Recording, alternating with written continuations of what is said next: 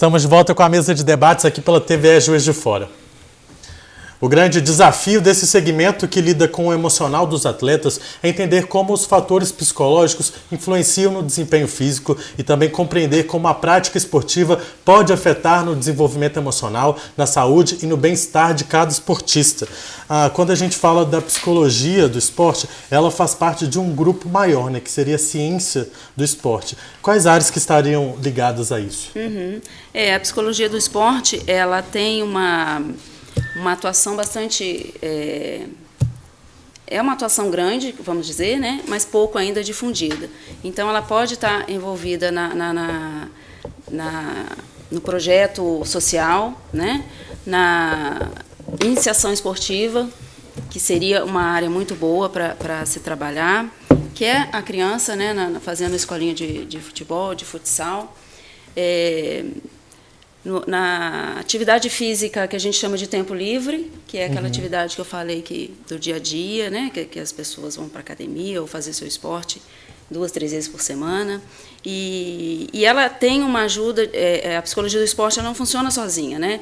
Ela é uma ciência multidisciplinar, ela precisa da ajuda da nutrição, do educador físico, do médico do esporte, né? Então, precisa trabalhar com um atleta, ou até mesmo essa pessoa do dia a dia, você tendo essa ajuda dessas outras ciências é muito importante. Então, precisa ter essa equipe que interaja muito bem, que fale a mesma língua, né, e que esteja buscando a mesma coisa para aquele atleta, né, amador ou profissional. Né? Desculpa. Posso entrar? Pode, vai. Obrigado. Antes do intervalo, você comentou uma palavra que para mim é uma palavra-chave, que é a questão de metas, né? Quando você tem meta, você tem algo mais concreto para correr atrás e buscar aquilo. Tem um estudo daquele Búbica, do centro do Búbica, Sergei Búbica, que era de salto em altura, e ele fala que fez um estudo lá que era o seguinte: atleta de alto rendimento vai e salta 5,90 quando você tem um sarrafo. Na hora que tira o sarrafo, a pessoa não consegue saltar 5,50. Então, você ter essas metas, elas são muito interessantes.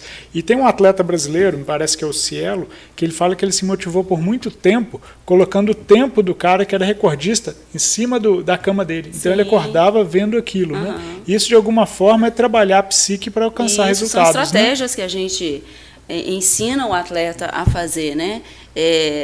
Treinamento visual, essa questão, né, de você visualizar aquilo que você quer como meta, a questão do recorde, né? Tempo que você deseja fazer numa prova, tem toda essa visualização mental, né, para que ele consiga. E a gente ensina o atleta a usar essas estratégias, né? São técnicas ensinadas a ele. Cartões de enfrentamento, que a gente chama, né? Que é andar com um cartão escrito aquilo que ele deseja alcançar num treino, e aí na hora ele olhar e lembrar daquilo. Porque se ele está distraído ali, preocupado, ou pensando em outras questões que não são referentes àquele treino que ele vai fazer, na hora que ele pega aquilo, ele olha, ele consegue tirar o foco daquilo e voltar para aquilo que ele precisa. Né? Então, isso é meio imediato. E aí ele consegue fazer uma retomada de foco. Então, essas estratégias são importantes, né? E você nota, esse treinamento psicológico e a motivação é realmente importante. Eu acho que o jogador do Brasil agora perderam para a França, assistiu ao jogo, entendeu? Tá ganhando, estava 10-12 e de repente a França virou.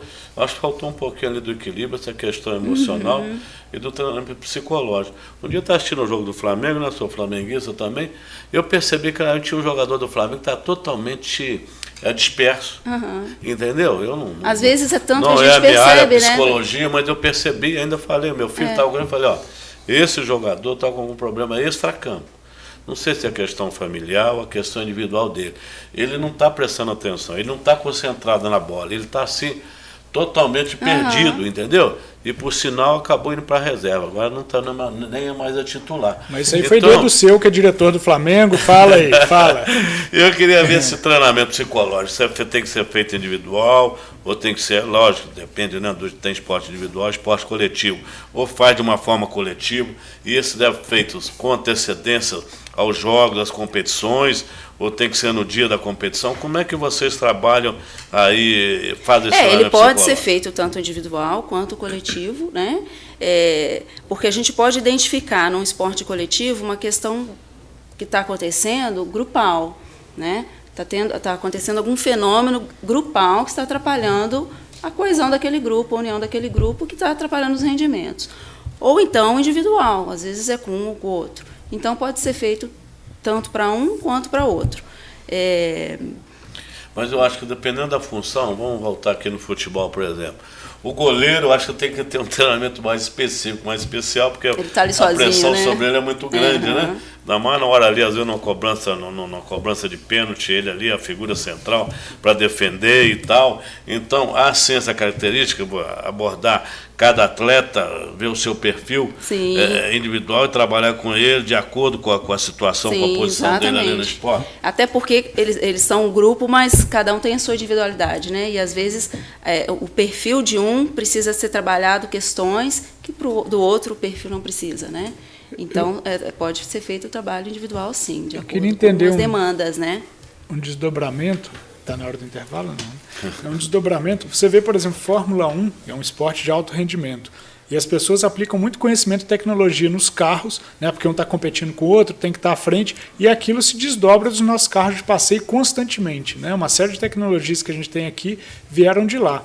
No caso da psicologia desportiva, que você falou que você trabalha com pessoas de alto rendimento, trabalha concentração, trabalha foco, meta, isso traz um desdobramento, por exemplo, para a gente, para estudantes, para empresários? Existe esse desdobramento? Como assim? O conhecimento que ele é aplicado, né, no alto rendimento, no atleta. Isso, por exemplo, concentração. Isso é importante para o atleta, mas é importante para a gente aqui embaixo também. Com certeza, né? Sim. Os conhecimentos, eles voltam para a gente? Sim, você vai estar utilizando das mesmas variáveis que acontecem no ser humano em si. No caso do esporte, quando você está trabalhando com o esporte e com o atleta, você vai estar focando na questão do esporte, da modalidade dele, né? Mas aquilo que está acontecendo com ele, né? Se ele tem se ele tem uma outra profissão, pode estar acontecendo também nessa outra questão da vida dele, né? A falta de concentração que ele pode estar tendo ali também pode estar acontecendo aqui. Então, a gente pode trazer esse conhecimento, sim, para o estudante, quem vai fazer concurso, um empresário que precisa de atingir meta. Outra coisa que eu queria falar com você é o seguinte, tem um atleta que está participando, está sem problema, né? Ele está ativo, está todo potencial, mas tem aqueles atletas que a gente sabe, até no bocha talvez tem, porque abaixa muito, é o peso, vem aí lesões, né? Então tem lesões, às vezes há uma fratura, e depois daquele período aí de tratamento médico e tal, ele tem que voltar às atividades. Aí tem um tratamento psicológico específico, porque fica com trauma, né? Evidentemente fica com trauma. Tem um tratamento específico, como é que é? Quando a gente identifica que esse atleta está vulnerável a isso, a questão da lesão, e que para a volta dele isso não vai ser fácil, a gente faz um tratamento específico, sim. Inclusive, a própria lesão ela pode estar... a causa dela, além de ser física, mas ela pode ter ocorrido por algumas questões emocionais, né? Dependendo do esporte, os treinos são tão intensos que, se ele não estiver concentrado, ele pode ir adquirindo uma lesão ali ou sofrer uma lesão de impacto imediata, né? Por questões emocionais mesmo dele não estar concentrado. Então, com certeza, pode ser feito um trabalho sim. Daidon, antes do intervalo, só aproveitar aqui, vamos fazer especificamente aqueles atletas da Chapecoense, naquele acidente aéreo, né? Infelizmente aconteceu, mas 2 ou 3 sobreviveram e vão continuar a praticar, talvez estejam até praticando. Mas eu acho que teria que fazer um treinamento bem mais específico, né? Para que eles possam voltar devido ao trauma, né? Acidente aéreo. Ali já deve ser feito até um tratamento clínico mesmo, né? Porque a psicologia clínica, a psicologia do esporte, ela traz técnicas da psicologia clínica, mas são questões diferentes. Você não leva o trabalho que você faz na clínica para dentro do trabalho com o esporte, né? Ali, de repente, eles podem até desenvolver um estresse pós-traumático, isso deve ser tratado na clínica, né? Mas, com certeza, deve ficar bastante abalados, né? É verdade. Bom, a gente vai para o último intervalo do nosso programa de hoje. Você aí de casa ainda pode concorrer ao ingresso do espetáculo Rei Leão. É só mandar uma mensagem para o nosso WhatsApp. O número vai aparecer na tela agora. 98892-4905. Não sai daí não, a gente já volta.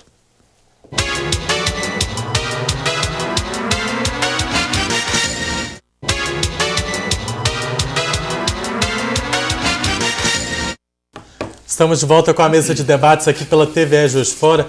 Débora, a gente já conversou aqui a respeito desses procedimentos que o atleta pode fazer antes da competição para conseguir ficar mais tranquilo, para melhorar o seu desempenho. Mas a gente sabe que quando o atleta está em situação de estresse, o corpo ele libera diversos hormônios que podem ajudar e também podem atrapalhar, né, naquela hora ali da decisão. O Zé Lúcio falou do jogo de vôlei. Vamos supor, o atleta ele está ali no último set, ele vai sacar e se ele errar, ele pode acabar com o jogo, perder a competição, como o que aconteceu. E só que isso acontece muito rápido, ele não vai ter aquele tempo de preparação, de ficar lá, respirar e fazer com que o corpo relaxe e acalme. Como proceder em uma situação como essa? Com certeza. Por isso que o trabalho do psicólogo esportivo ele é feito, vamos dizer, a médio prazo, né? Não tem como você chegar lá, igual foi feito na Copa, né? Quando o Brasil perdeu. Colocaram a psicóloga lá em cima da hora para tentar apagar o incêndio. É um trabalho de médio a longo prazo. Então, esse atleta ele já chega ali sabendo tudo o que ele tem que fazer, né? Se ele tiver uma ajuda, né? Se ele tiver esse trabalho psicológico, né? Então, ele já chega ali sabendo o que ele tem que fazer e como controlar aquele nervosismo, aquela ansiedade que ele está tendo ali. Tem horas que não dá certo, né? Numa competição como pode ter acontecido. Mas ele já deve chegar ali sabendo de todas as técnicas que ele deve usar para ajudá-lo. Aqui em Juiz de Fora, os atletas, eles têm algum espaço, algum lugar que oferece esse tipo de tratamento a eles? Por enquanto, não. Nós vamos começar em agosto na Clínica Ágape com esse trabalho, né, de psicologia do esporte. Nós vamos dar o nome de terapia do exercício, porque a gente vai atender também essas pessoas que eu falo que fazem sua atividade física para um bem-estar e qualidade de vida, não só para o atleta de alto rendimento, né? A psicologia do esporte ela é muito conhecida nessa área para o atleta de alto rendimento, mas ela, que nem eu falei, ela pode estar atuando em outros campos do dia a dia. Então, nós vamos começar esse trabalho em agosto na Clínica Ágape, né? Isso, acho que vai ser bem legal. Isso da psique, como é uma coisa que não é palpável, muitas vezes é considerado frescura. Sim, né? Eu lembro uma vez, alguém que fez uma analogia que eu achei interessante, falou o seguinte: imagina a gente colocar uma tábua de 30 centímetros no chão, né, aqui em cima do chão. Você consegue andar tranquilamente sobre ela. Agora coloca essa mesma tábua a 20 metros de altura e pede para o cara andar. Então, alguns elementos nossos, até instintivos, eles passam a travar demais o corpo. Né? E aí, no caso de atleta de não alto rendimento, eu conheço uma pessoa que ela é tão travada em alguns conceitos, de ser certinha, correta demais, que isso manifesta no físico. Na hora que ela corre, ela não consegue ter o balanço normal do corpo. Então, como ela corre muito certinha também, acaba que ela tem problema de articulação. Com certeza. Então, serve para esses atletas também, né? Eu estava falando com ele no intervalo, né? Eu sou atleta amadora também, sou corredora, e eu convivo com muitos atletas amadores que fazem corrida, e a gente vê isso acontecendo muito, né? O quanto que não adianta você ter a técnica, ter a força, mas você não está com a mente preparada para aquilo, né? Então, quanto que isso tá muito junto. Atletas que treinam, chega na competição, o nervosismo é tanto que não rende como gostaria. Sim. Tudo eu tenho um problema que na hora que você abrir a Ágape, de repente eu vou lá. Eu já me inscrevi 3 vezes em academia para poder fazer ginástica. A vez que eu fui mais longe foi no exame médico. Tá As outras 2 nem no exame eu não fui. Mas é justamente esse o trabalho que a gente quer fazer, né? Será que aquela pessoa está procurando a atividade física certa para ela, para a personalidade dela?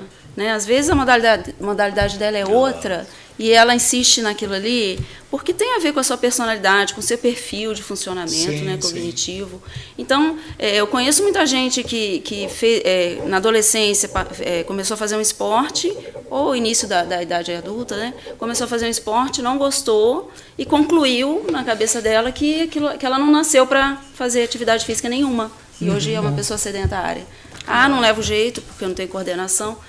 Então, se ela tivesse um acompanhamento desse tipo, ela ia talvez saber qual que é o melhor esporte para ela, né?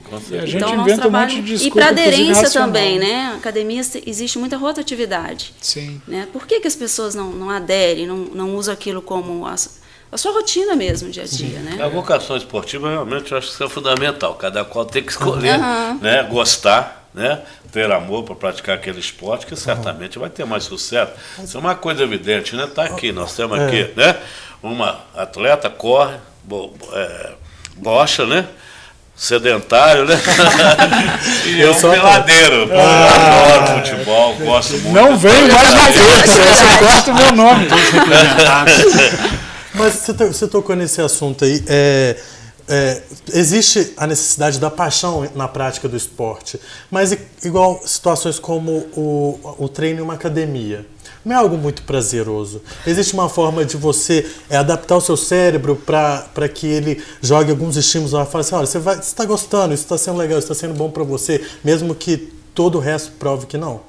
Então, realmente, é o que muitas pessoas falam, né? Eu não gosto de estar na academia, eu acho aquilo chato, acho tédio. Mas até dentro de uma academia, onde você tem várias possibilidades de trabalho, né?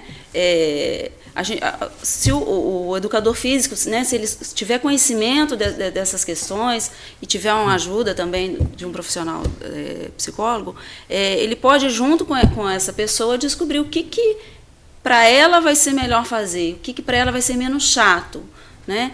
Qual que é o perfil dela? Ela é uma pessoa que não gosta de ficar ali fazendo aquelas repetições, ela acha aquilo chato? Passa para ela algo mais dinâmico, né? Como que é o funcionamento? Então, o estudo da personalidade dessa pessoa é importante, né? Porque existem vários tipos de personalidade. Sim. Uns vão combinar com uma coisa, né, com outra. Então, isso é importante para fazer essa pessoa ficar, né? E é isso que a gente vai trabalhar em agosto. Existe a possibilidade de você um dia conseguir passar da sua avaliação. O nosso programa, infelizmente, está chegando ao fim. Eu quero anunciar o vencedor do sorteio do espetáculo Rei Leão, do ingresso, né? É o Leonardo Teixeira, do bairro Grajaú. Se você não conseguiu o convite hoje, amanhã tem mais sorteio. Muito obrigado pela participação de todos vocês. Obrigada, eu só queria dar um recado. Nós vamos começar com um grupo de estudos em Psicologia do Esporte, agora quinta-feira, né, para várias profissões, né, educação física, nutrição, pode começar. Então, duração de 3 meses. Né? Como que a pessoa pode fazer? Ela pode entrar no site www.neisme.com.br e lá faz as inscrições. Tem telefone também? 3218-6775. Obrigado, viu? Nada. Eu gostaria também de agradecer a você que acompanhou o nosso programa aí de casa. A reprise do programa de hoje acontece às 6 horas da tarde. Você também consegue assistir essa edição e várias outras do nosso programa no nosso canal do YouTube. A gente volta ao vivo amanhã aqui pela TVE Juiz de Fora. Muito obrigado pela companhia, uma ótima tarde e até amanhã.